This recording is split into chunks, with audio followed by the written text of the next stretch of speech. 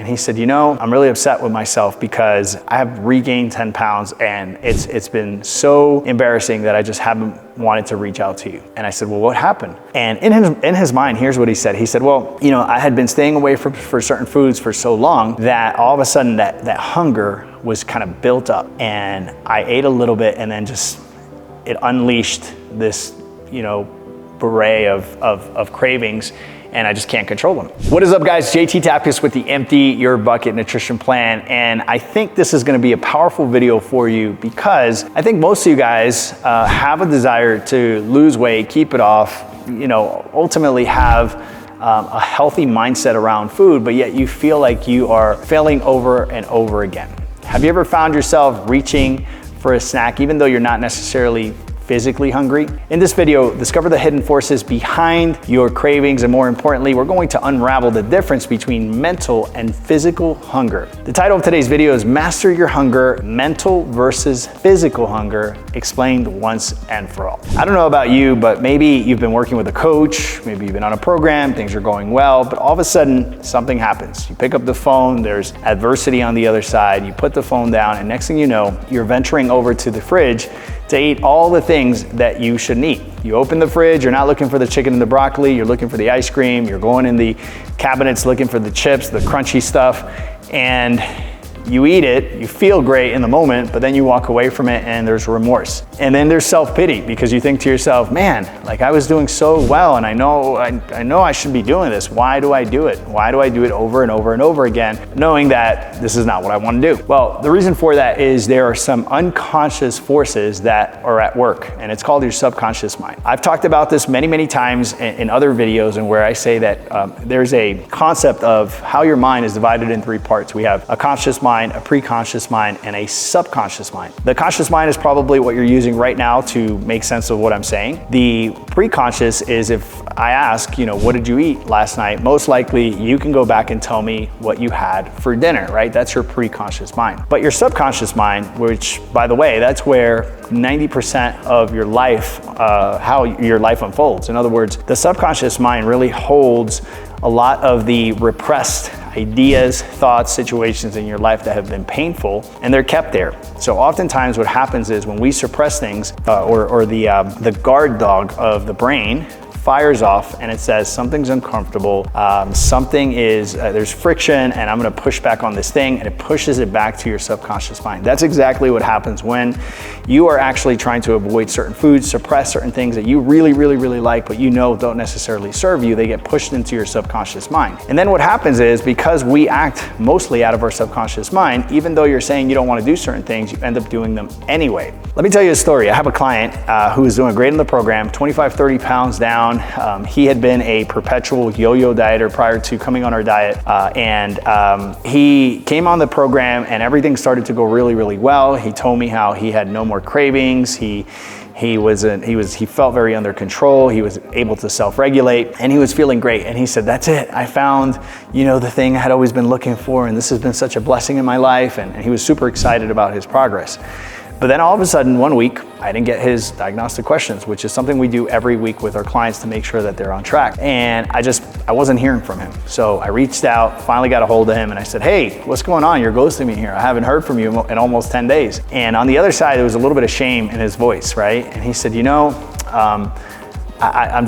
I'm really upset with myself because I have regained 10 pounds and it's been so embarrassing that I just haven't wanted to reach out to you. And I said, well, what happened?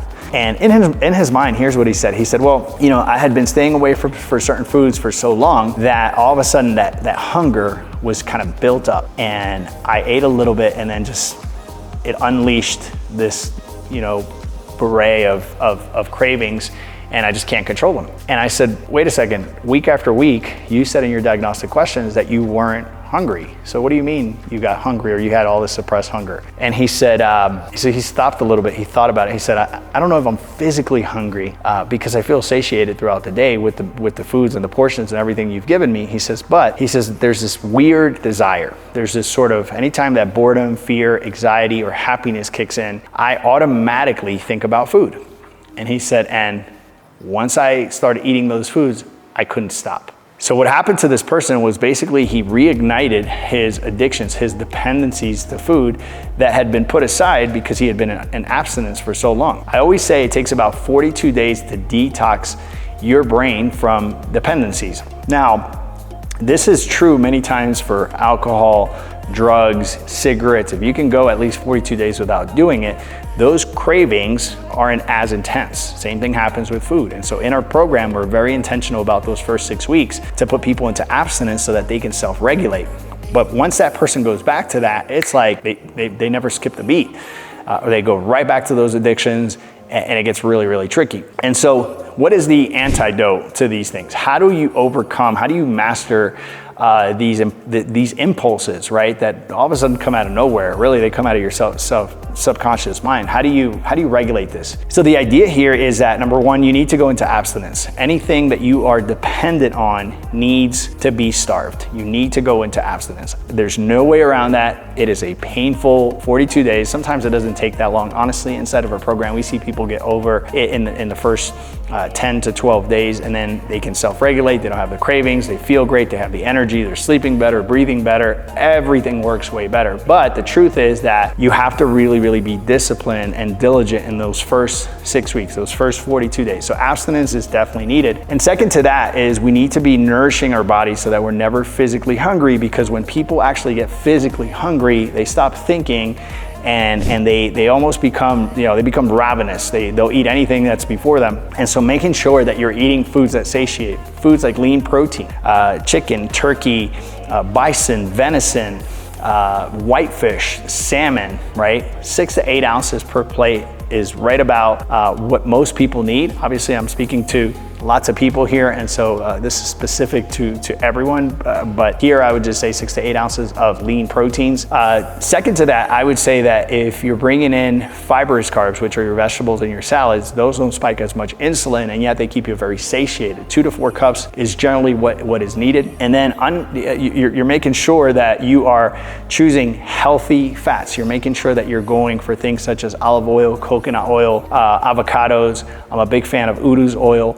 All those things really replace that need for the sugar burst that you get from starchy carbohydrates. And so, if you're interested in mastering your physical hunger, getting away from the emotional hunger, then number one, you need to go into abstinence for 42 days, 6 weeks. You need to bring in foods that are going to satiate you, nutrient-dense foods like lean proteins, healthy fats, and fibrous carbs. If you can do that consistently, what's gonna happen is you're gonna feel empowered, you're gonna be satiated, and you won't have all these cravings that seem crazy at the moment and you think you can never control them. We see people control them over and over and over again inside of our program. If you're interested in more information like this, go to emptyyourbucketplan.com. My name is JT Tapias with the Empty Your Bucket Nutrition Plan. I hope you got something out of this. And more importantly, I hope you walk away from this video with hope, understanding that there is a way to do things and you don't have to be sequestered by the idea of yo-yo dieting once and for all. You can get over it and you can master these cravings and never again have this desire for these foods that are getting you in trouble. My name is JT with the Empty Your Bucket Nutrition Plan. I'll talk to you guys soon. Ciao, ciao.